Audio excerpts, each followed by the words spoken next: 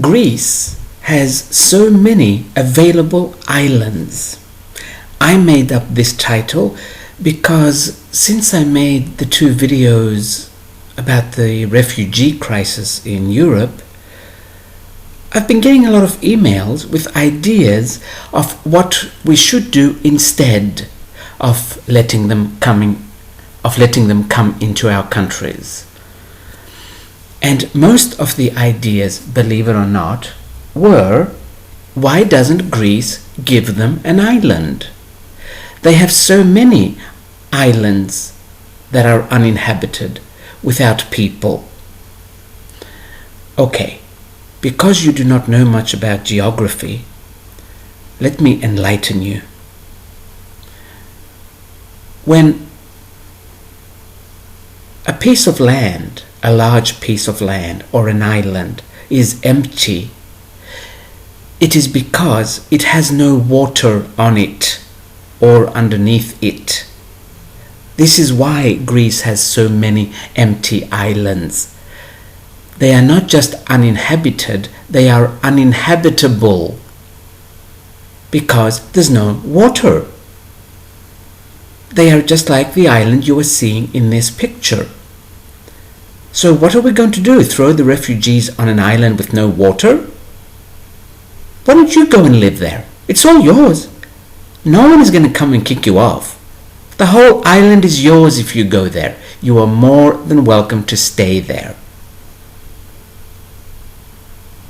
So think a little bit before you say silly things like this. There is this Egyptian billionaire that wanted some publicity. So he said he's going to buy an island in the Mediterranean to house the refugees. Now, he might be a nice guy, but I just don't think he thought before he said something like this. Would he go and live on a nice island in the Mediterranean? There are plenty of Greek islands that are available, and they are also for sale at a very good price because they have no water. Now, you can always take water to the island with these big ships if you have 100, maybe 1,000 people. But not for 100 and 200 and 300,000 people and 1 million people. That's like saying, let's move to the moon and we will simply transport everything from Earth to the moon. I mean, we can do it. We have the technology. But does it make any sense? So this is why Greece is not just giving up an island. Mind you, the islands are there for the taking. Really, no one will come and take you away if you go to one of these islands. Just go. So, don't just get angry because someone is moving into your country. Before you were there, hang on, let me rephrase this. Most nationalities, if not all, were not simply originally born out of the earth. They moved there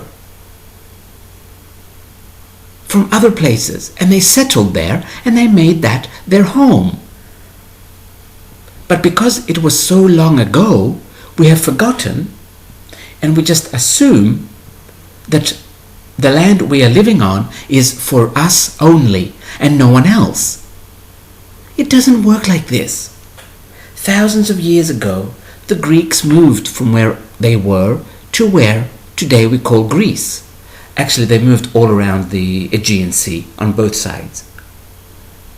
But this does not mean that that land is only for the Greeks now. The English, they were not originally born in England. They moved here from Central Europe somewhere. But now they assume that this land, well, not all of them, I must say, because most English people are quite open about other people living in their country. But some of them might assume that now this land is only for the British. Human migrations have always gone on throughout history, Always. And they still are going on. They still are happening. Now, we're not trying to convince you to do something you don't want to do. We just want to convince you to understand so that you yourself will not be so angry. Because this will keep you very unhealthy. Just understand that humans have always moved from one area to another. And this is not going to change. It will continue. Again, as we said in the other two videos about the migration problem, there's no wrong or right. We are not trying to tell you you are wrong for not wanting this. We are just trying to tell you it is inevitable, and try and see it from another perspective so it could be a little easier on you, so that you will not feel frustrated.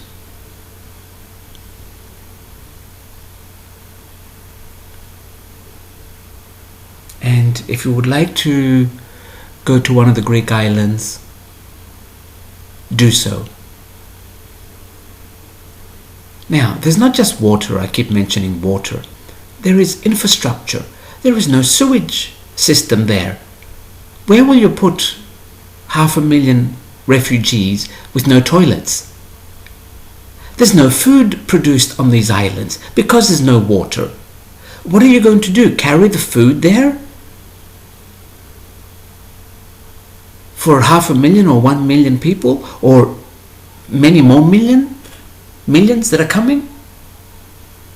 You also need to think of the logistics. This is why they come to cities. Cities have all the services.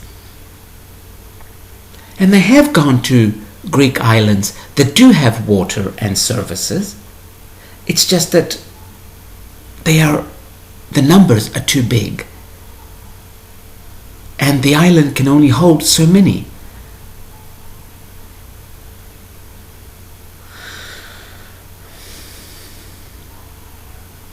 I'm not one for disagreeing. I think we waste energy when we disagree. So I don't want to try and convince you of something. I'm repeating this, I know, because I do understand you. I do understand your frustration. The people in Hungary, some people are accusing them for the way they were treating the refugees. It's not all Hungarians that are like this. It's the ones that felt frustrated. And they don't know how to express this frustration. But it's only because they don't know. By accusing them and shaming them, we are not helping anyone. They are simply people that don't know. We all act according to how much we know. And the more we know, or the more we become aware of, we act with a little bit more class, with a little bit more grace. This doesn't mean that we are better than the rest. It simply means we know more. And it doesn't mean this handful of Hungarian people are worse than us. It's just that this small group doesn't know as much, or is not aware of as much as some of us are. And this is why they acted this way. Let's not focus on it, because we all have this inside us. All of us are like this reporter who kicked this man who was running with a child. We are all capable of this. But we are also all capable of the opposite. So instead of condemning, let's focus on the opposite. I will leave it at this.